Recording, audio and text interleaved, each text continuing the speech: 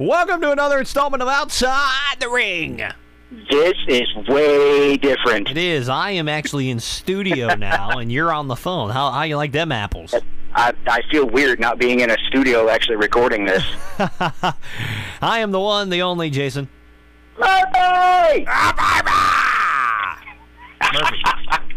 Yeah, my voice is sore this week. I don't know if I'm getting a cold or something, but yeah, it's all messed up. Your neighbors won't complain this time because you're not at home. No, I'm at work. Alongside the one, the only, Troy Stone Cold. I still have nothing for this. That's okay. Either does WWE programming right now. Yep. Austin. Do I lie? It's true. No, it's the truth. That is a God's honest truth. Yeah, our Twitter is the same, Outside the Ring with a number 1. Our Facebook, Outside the Ring. Our email, Troy?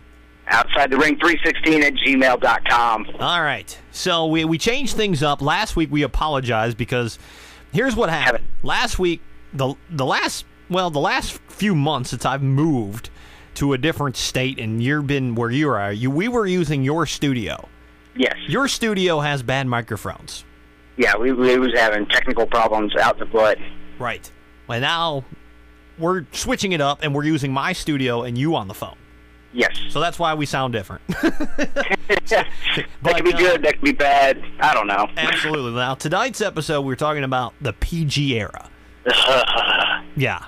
It's probably probably the nastiest era in the history of wrestling. Yes. You know? I mean, just garbage. It is. I mean, there's people that'll say, "Oh, well, you're just being biased because you grew up with the Attitude Era and all that." No, I'm not being biased. I would rather see the '94 wrestling with Bret Hart, Shawn Michaels, Undertaker, Doink the Clown. Yeah. Yeah, back when there were gimmicks, back there was something to actually look forward to with the company. I'd rather see Macho, Hogan, Undertaker, Ric Flair era. Oh, that was like God, 92. Yeah. I'd rather see 89 when it was like Hogan, Andre, Ricky Steamboat, Macho Man. I can't wait for this one to end. The sooner it ends, the better, at least in my view. It's just...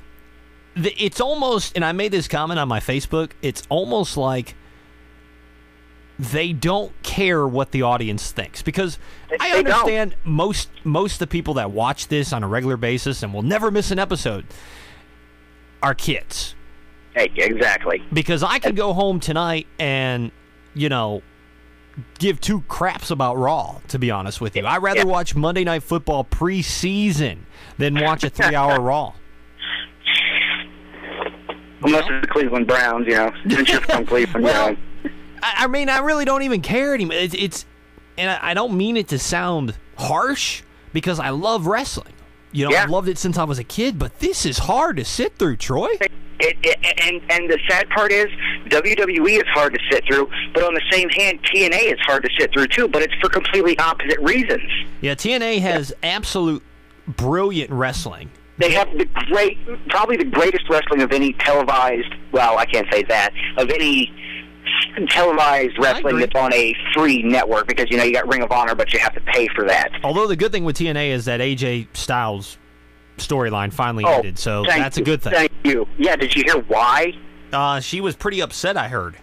She was upset because she got identified. Right. She's like working for a shopping network or something, right? Yeah, she works for the local QVC or something. She does commercials down there in Florida, and the one stipulation is that she did not want to be identified.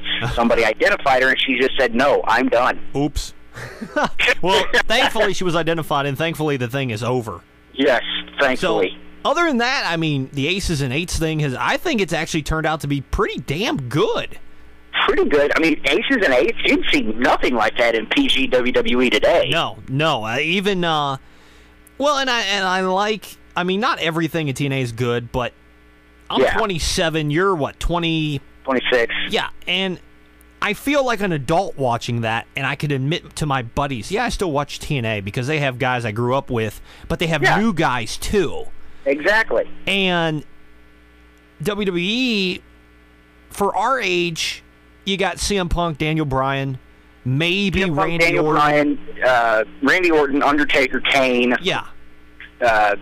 And that's about it. And Triple H when he actually wrestles, but that's probably coming to an end, so you can't even really count him. Brock is not full-time, so you see the Brock point? Apparently quit the company, so you don't have a lot of main guys there that you can say, yeah, I'm a big John Cena fan, without sounding like a total nerd. without sounding like you got the mentality of like a 9-year-old. Exactly, and I don't know when it's going to end. I don't see it ending in the foreseeable future because of the fact that, unfortunately, they're still selling a ton of. They're making a ton of money. They're still making a ton of money off this. Yeah. You asked the question when it's going to end. I can almost give you that answer 100% true. It's going to end when WWE decides to not re-sign a contract with Mattel. Mm-hmm. And it's going to end when Linda McMahon decides to stop running for a Senate seat. That's the big thing, and that's why AW got let go, because he made a Linda McMahon remark. Exactly, and the thing with Mattel is, I mean, they're Mattel. They market toys. Who are toys marketed to? Kids. Right. And unfortunately, they're going to gear everything towards kids. People can say what they want. And everybody's got their own opinion. I think TNA is more watchable than WWE. That's my opinion. It can be. And I'm not saying it's great. Like I'm not Claire Lynch thing. Again, I'm not saying it's perfect, because by any stretch it is not perfect. At any stretch am I saying that. But I'd rather sit through 2 hours of a pretty decent wrestling show where I got guys like Bobby Roode, Austin Aries wrestling, then sit through a 3-hour show and see a bunch of job matches, because let's be honest, a lot of these matches that we've seen on Raw are jobbers. Yeah, I mean, what was it? Was it last week or 2 weeks ago? Kane versus Zack Ryder? Right. No, really? A team. Yeah. Against The Miz and Daniel Bryan, which was actually a decent match, but seriously, I mean, they're grabbing for people to throw on the air. Exactly. Whereas TNA, they don't have split brands. They have one show. And they don't have a huge roster like WWE does. That's a problem. They don't need all these guys. They got guys on the roster they don't even need. JTG, he's been on TV once in like the past 6 months. And then they throw him on. Exactly. And that's just because they were looking for a time filler. I just don't understand the logic anymore. I don't get it. I don't understand it. It doesn't make any sense to me. When WWE threw JTG out there, I guess they couldn't find any video package they hadn't played 15,000 times already. So they just said, JTG, you got a match. Yeah, again, it brings back to the point, when's it going to end the PG era? I don't know. Like you said, as long as they're making money, they're not going to end it. They're not. As long as they're affiliated with Mattel, and as long as Linda McMahon still keeps running for Senate, WWE is going to be PG. And there's going to be people that will dispute that and all that. And I'm not saying that I'm 100% right, but I'm pretty sure I'm pretty close on that. I'm not saying I'm You're not 100% wrong by any stretch. Yeah. I mean, we'll see what happens. I don't know. We'll see. There's some things that I'm interested in, like where they're going with Punk. I'm not 1,000% behind his heel turn, but I'm kind of interested. He's honestly the only reason I'm watching Raw right now. Yeah, that's about it. Because Daniel Bryan has almost turned into a joke character. Yeah. Oh yeah. It's at least he can wrestle, but he's not being used right now. This whole yes no thing.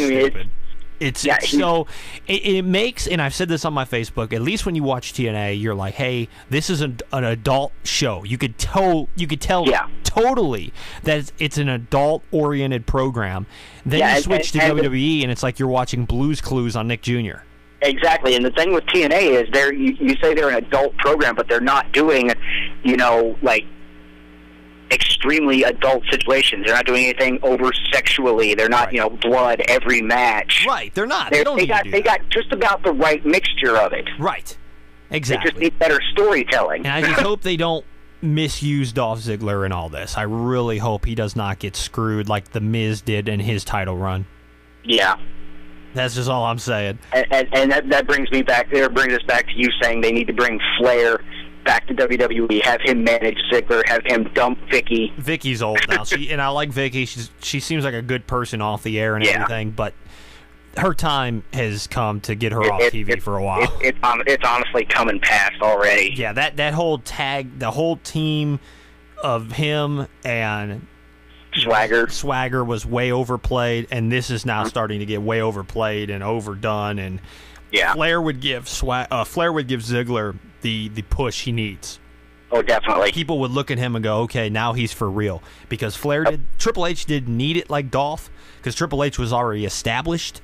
But at the same time, he got even more established as one of the greatest champions ever when he was associated with Flair. Yep. And Evolution. Just my thought. So we'd love to hear from you. I mean, when should the PG era end? That's what we want to know. I know we're going to get a lot of comments saying, it should end right now. Realistically, well, we agree with that, but that's not going to happen. Like you said, it's all about the money. Yep. So, Twitter, Outside the Ring with the number 1, Facebook, Outside the Ring, and our email again. OutsideTheRing316@gmail.com. We'll see you tomorrow on another installment of Outside the Ring. Deuces.